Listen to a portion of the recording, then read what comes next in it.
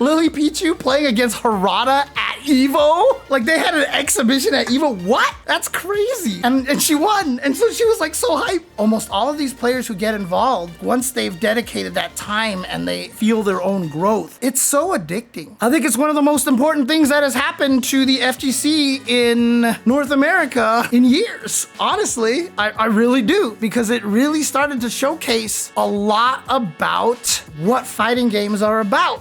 And so for number one, I have the Sajam Slam as being the best, as the most important newcomer of the year. I've always been like, we gotta find ways to get more people interested, kind of piggybacking a little bit off of the Crazy Raccoon Cup in Japan, which introduced like all of Japan to Street Fighter and got like super huge over there. You know, we can't really do the VTuber thing as crazy over here, at least so I thought. And then Sajam was like, let's do the Sajam Slam. I think the first one he did was Tekken, and then he did another Tekken one, and that's the one that I participated in. And you know, just having been a part of that and seeing what it was like and feeling what it was like having teammates cheer you on during the tournament, and a coach, like I had MYK be my coach, and you know, he was trying to help me. He was watching me stream and giving me advice and stuff. I have always said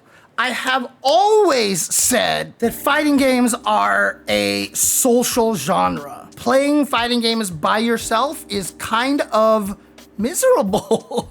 It's kind of miserable. Fighting games are kind of miserable by yourself. It's different when you play in the arcades. And there's a reason why fighting games could succeed in arcades. When I talk about how big Street Fighter 2 was back in the day, when I tell you that it was huge, like Street Fighter 2 was everywhere and everybody played it, and we had no internet. We had no internet. If we had the internet at that time, Street Fighter 2 would be bigger than whatever we're playing right now. Free, no question.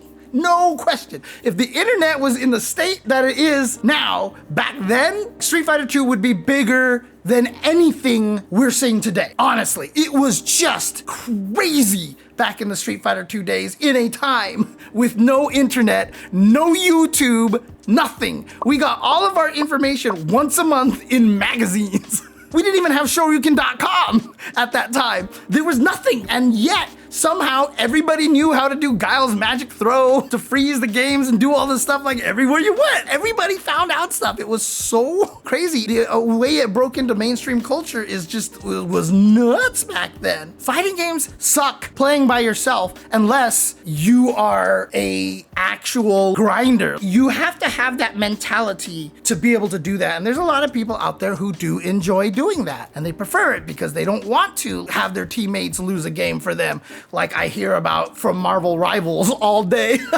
There's clearly a lot of people who are built for this, but I would say majority are not. And so when you played in the Sajam Slam, or you watch these people play in the Sajam Slam, the beautiful thing about it is not only just that these people who are big influencers and have their own like really large fan base, they're able to show the fighting games off to their community, but the community actually gets to watch them grow. And because a lot of these influencers are good at video games, their growth is impressive. And not only that, but a lot of the people who are like, yeah, I'll play in the Sajam Slam, I'll hang out, I'll just do this. After they're done with the Sajam Slam, they don't want to stop. And a lot of these influencers just keep playing. They can't stop because they get hooked and they figure out what it is that makes fighting games something so great.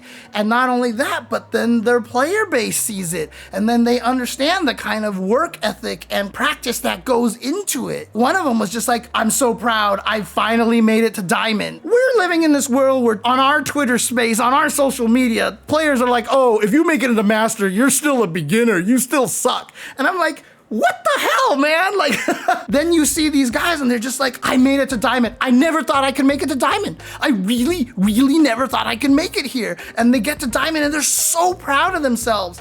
And it was done because they have coaches, and then they had the teamwork and the camaraderie, right? When you're playing in the thing together, people are like, oh yeah, the opponent is always doing this. Keep doing that thing. Yeah, just keep doing that. You get a lot of this kind of camaraderie. And like, even when I was playing the Tekken, I'm a fighting game player. I already know what fighting games are all about. But let me tell you, man, when I was playing my matches in the Tekken Sajam Slam, and people are like, you got this, James, you got this. Dude, it meant a lot. It was great. And then you lose and they're like, it's okay, you did great, you did great. You don't get that. You don't get that when you're playing ranked by yourself all the time. And it's so crucial because, like I said, when you play in the arcade, a lot of times you lose, you have to put the quarter up and wait for other people to cycle back around. And while that's happening, one, you see the guy who beat you beat everybody else. You're like, oh, he's actually kind of good. And then, you know, you might have a friend at the arcade and they're like, I notice you do this too much. But when you play ranked by yourself, you're just like, this thing is broken, this character's cheap, blah, blah. And no one's pointing out your bad habits. And trust me, it is not easy to notice your own bad habits in fighting games. And you shouldn't have to. Anybody who's like, I made it through myself, you should do that too. I did it just fine, so we can't baby all these players by dude, if you want your kid to learn how to play tennis, what do? You take them to a tennis school and they have a tennis coach. Come on, dude, like, this is what we do. If somebody has learned something, you don't have to force somebody to discover it themselves, right? Just have someone tell them, this is what you have to focus on. Go, you know? When you lose in fighting games, it feels bad. It feels real bad. And so having friends cheer you on and encourage you, I think that's really important. Not only is it a great vehicle for spreading the gospel of fighting games, but it's also just a great environment to learn in. Even if nobody streamed it or saw it or whatever like that, all the people who are involved in the Sajam Slam were very much better off having participated in the event. It's just like a win-win-win situation. It's just so great. I know a lot of players who I talk to on my stream, they're always like, I can't get out of gold. I can't get out of silver. I can't get out of platinum. And it's hard because, again, nobody is there to point anything out for you. You're basically playing in a vacuum. You're trying to guess what you're doing wrong. The Sajam Slam was just showing the joy of fighting games. A lot of the coaches and their players, they formed this friendship, these bonds. Like you see Shine joking around with his team all the time, talking trash to each other and stuff like that. And you can see that they've built up a real camaraderie. It is brought the fun back in fighting games. I've spent so many years being like, what can I do to try to make people enjoy fighting games? And Sajam's just like, hold my beer. He put together this event and then it got picked up. Now he's cooperating with Capcom. You literally got Sajam Slam stickers. Like, you actually got Sajam stickers in Street Fighter 6. How sick is that? And now this next upcoming Sajam Slam is completely in partnership with Capcom. And the last Sajam Slam they did for Street Fighter 6, Sajam got the finals to take place at TwitchCon and flew out all the teams and stuff like that, so they didn't even have to do it online. They could do it in person and actually experience what it's like to play offline. Sajam is just doing absolutely wonderful things for the FGC in NA because this is what we need. This is absolutely what we need. We need to find a way to make more people see the joy of it. And I feel like the Sajam Slam is doing that really, really well. Really, really well. If you guys haven't had a chance to watch Sajam Slam, the next one with Street Fighter 6, he just announced the teams. You definitely want to check that out. A lot of the players that are playing in that were I also had to fight against or play with on the Tekken stuff. Oh God, VF5 Sajam. If there's a VF5 Sajam Slam, I will sign up for that one again. I will definitely sign up for that one. It was Tuesday.